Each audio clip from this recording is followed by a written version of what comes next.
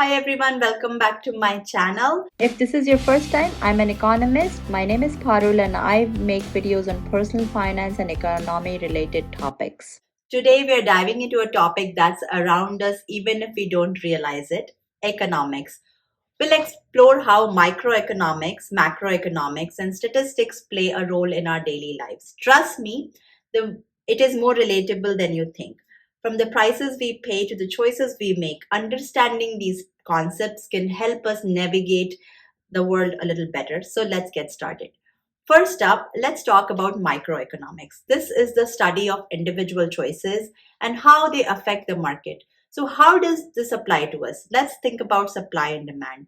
Imagine you're at a grocery store and you notice avocados are more expensive than usual. That's because of supply and demand. Maybe there was a bad harvest, lower supply, or everyone is into avocado toast these days. So, this is the higher demand. Okay, so let me illustrate this with an example. So here I'm going to draw a simple supply and demand graph. So this is my axis here, and on the left axis I have the price of avocado, and on the horizontal axis I have the quantity. Okay, so here is my downward sloping demand curve and upward sloping supply curve. And this is the equilibrium where the demand and supply interact. And I have price and quantity right here.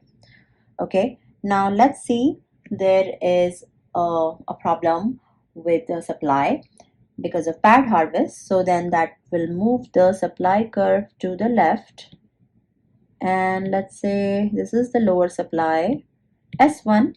So what happens here is that the price will go up because that is where it is intersecting with the demand curve. The demand is still the same.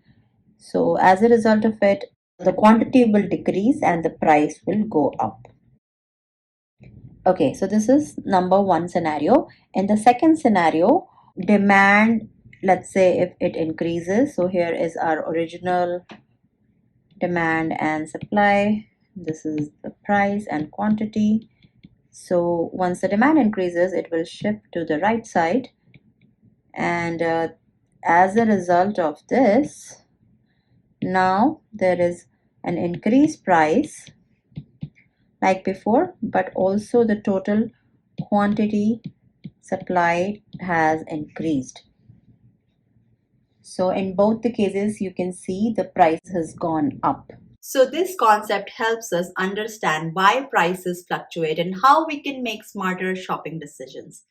Okay, the next important concept is opportunity cost. Have you ever had to choose between going out with your friends or saving money for something else?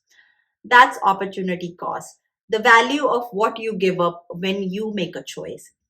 It helps us prioritize our spending and time. The third important concept that we apply in our daily life is while budgeting. When we create a personal budget, we're deciding how much money to allocate on different categories like rent, groceries, and entertainment. This is an application of microeconomics, optimizing your limited resources for the best possible outcome. Okay, another important concept is called price elasticity. If the price of coffee increases significantly, you might switch to tea.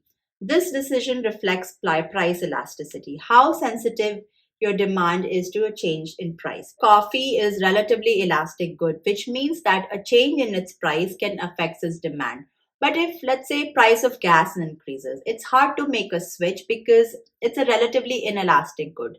There are not that many substitutes for gas if you must use your car every day. Next, let's zoom out to macroeconomics, which looks at the bigger picture or the economy. First, understand how inflation affects our daily life. Do you ever notice how movie tickets used to be cheaper? That's inflation at work. The general increase in prices over time. It's why a dollar today doesn't buy the same as it did 10 years ago. Understanding inflation helps us plan for our future and manage our savings. This next one pretty much affects all of us, which is the interest rate and loan. When interest rates are low, you might consider taking out a loan for a big purchase like a home. This decision is influenced by macroeconomic factors such as the central bank policies. All right, the next big one is unemployment rate. If you are job hunting, you're experiencing the labor market firsthand. Macroeconomic uh, studies would show how much is the unemployment rate in an economy. When it's high, it is harder to find a job, which can affect our lifestyle choices. So, to illustrate this point, I would say that if you are a job seeker and here in the job market, and if there are many people for the job, and we will say that unemployment rate is high, if there are many people looking for the job, but the jobs aren't that many. However, if there are fewer people looking for the job, then in that case, the unemployment rate is low. The main thing here is that the person has to be actively looking for the job. We're hearing a lot in the news about a possibility of an economic recession in the US.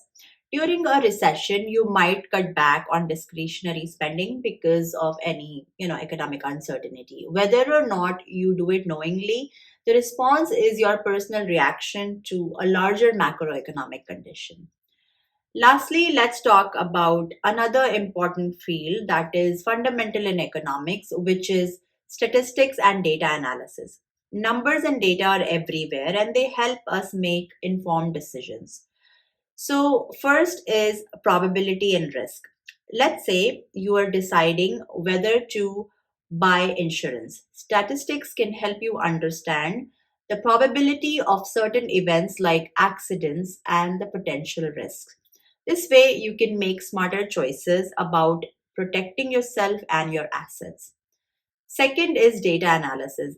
If you ever used a budgeting app, you would know that these apps use statistical tools to analyze your spending habits. By looking at the data, you can identify where you're overspending and you can make adjustments to save money. So, by using statistical tools, you can calculate your savings rate as a percentage of your income and track it over time. This helps in setting financial goals. We also use statistics in our investment portfolio. When managing investments, statistics can help us understand the risks and return profile of different assets. And by diversifying our portfolio, we can reduce the risk based on historical data. Okay, now we're going to understand diversification. So, that would be across different assets like stocks, bonds, and real estate. So, let's say we have this big investment portfolio. Let's say this is stocks, this is real estate, bonds, and like gold or something. And now each of these slices of this pie have different percentage. Let's say this is about 70%, this is 15%, this is 10%, and this is the final 5%. So you can see that this is a well diversified portfolio. And the idea is that by not putting all your eggs in one basket, you lower the risk of losing everything if one investment performs poorly. So, yes, economics isn't just for experts, it's a part of our everyday lives. From the prices we pay to the choices we make, understanding these concepts can help us navigate the world a little better. If you found this video helpful, don't forget to hit the like button and subscribe to my channel for more such content. And I'll see you in my next one. Take care. Bye.